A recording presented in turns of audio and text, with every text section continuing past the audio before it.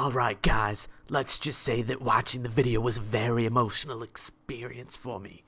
I looked forward to the moment all day long from when my single friend told me all about it. I was ready. I closed the door to my dungeon room so that my mom wouldn't yell at me and spoil the moment. That stupid bitch still yells at me for not taking out the trash, even though I'm in my mid-20s now. That goddamn whore.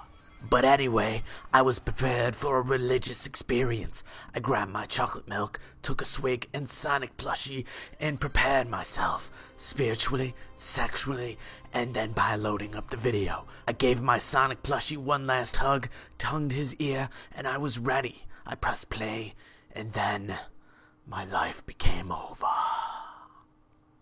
Yeah, Sparkla asked me in my Q&A video about what my reactions were to all of the various other reactions people have been having about Sonic the Hedgehog 4, and yes, I've been watching them, and oh my god, I am so sick of people talking and complaining about Sonic 4. What the fuck am I doing here? Whatever. So yeah, that little thing that I just did, that is how some people experience this video, like a Naho resident. I think we all need to consider some facts first, though. First, there is no proper evidence that what we saw was actually any sort of gameplay footage. The first videos companies often put out there are merely often only mock-up demonstrations of what they imagine the gameplay will look like once it's done. Same difference though, I guess, kind of in a way, but what I'm trying to stress here is that we shouldn't draw any specific conclusions. We don't know if the footage was sped up or slowed down compared to how the game will actually play. A lot of these deep analyses of the gameplay that people are doing are simply way too early to be anything substantial. A lot of people have been raging about the looks of Sonic. Yeah, I do kind of wish that Sonic didn't look the way that he does, but this isn't making me cry at night while I use my tears to masturbate, but I still understand the disappointment. My aesthetic preference lies with the theoretical 2D high-res version of Sonic as opposed to the over-stylized version that Sega has been using ever since Sonic Adventure.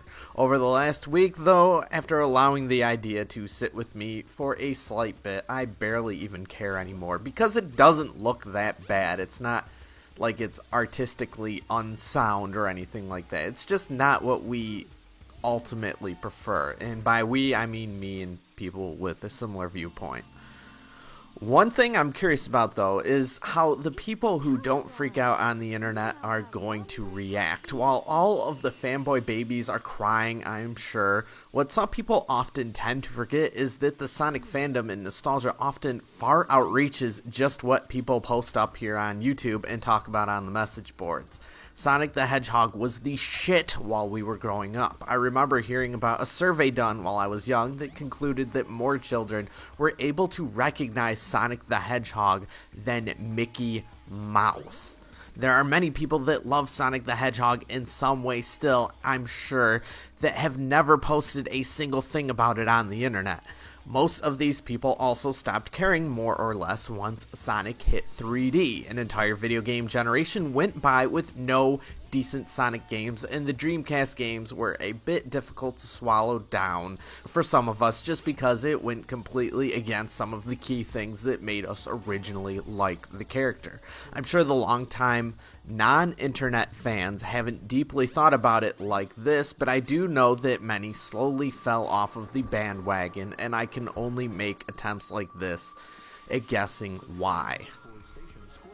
One question I have is whether Sega is really doing their best to reach this potential untapped market. You know, the old school fans that might not even own a next-gen system at this point. I was talking to one of my friends about Sonic 4 before I actually watched the video.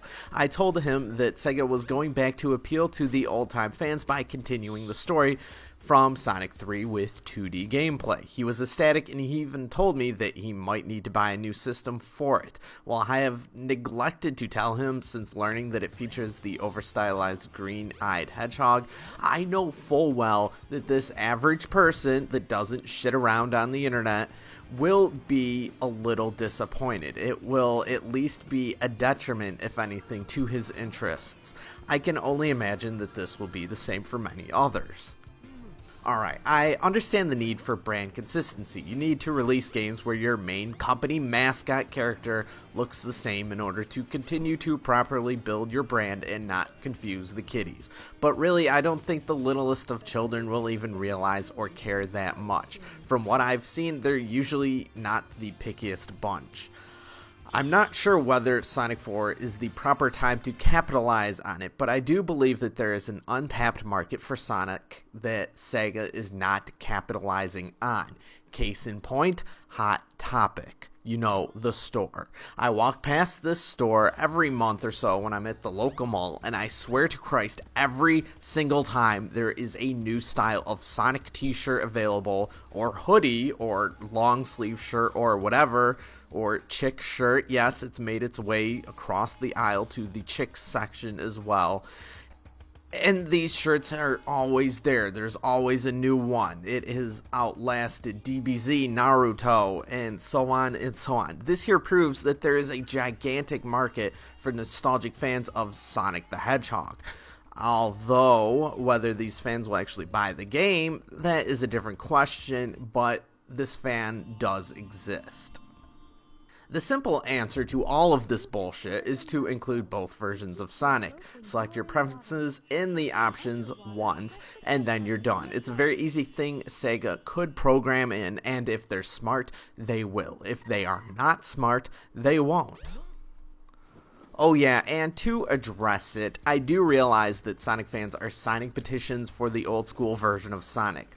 Also, with this, there has been a lot of ridicule of these people in some bizarre anti-bandwagon videos I've seen on YouTube, and I am so sick of Sonic 4 videos, god damn it.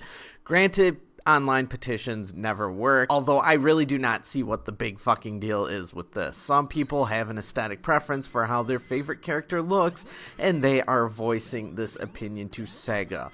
Last time I checked, the main market for Sonic the Hedgehog are people that aren't that mature. It really just comes with the territory when you're creating a blue hedgehog character. Do you really expect these people to be able to have the wherewithal knowledge to be able to express their opinions like they're 30-year-old man children that are intelligent? I highly doubt it. So thinking that these 12-year-olds that might have a preference for the old school style of Sonic, you're asking for a real fucking miracle here if you think that they're going to write a well thought out college level diatribe on why it would be best. So if Sega was a smart company, they would notice this and take it to heart rather than what some people think that this company might do and just write it off because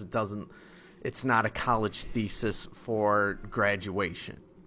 What the fuck ever. They should be able to pick up on what their main audience is wanting from these outbursts, which, yes, they're not the most mature things ever, and they're kind of embarrassing if you are a person that sort of is mature and is within the Sonic fandom, but that doesn't mean that it's not valid.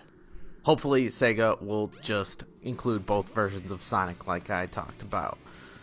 Finally, there's the entire episodic thing. The full name of the release will be Sonic the Hedgehog 4 Episode 1. This suggests that there is more to come, but also that the initial installment might not be a full game.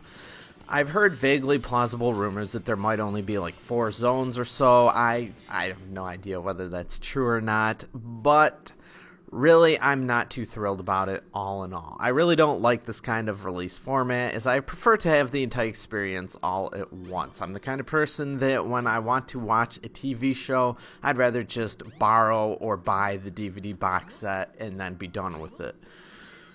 Anyway, though, of course, Sega will have to break off what they want to include in Sonic 4 at some point in order to begin working on whatever their next project is, but I really just do not like things getting piecemealed to me in this fashion, and that this episodic nature suggests. Although, I guess with an episodic nature, perhaps that will allow them to spread out the budget a little bit more if they couldn't get that full initial investment that the entire Sonic the Hedgehog 4 might require by the end of it.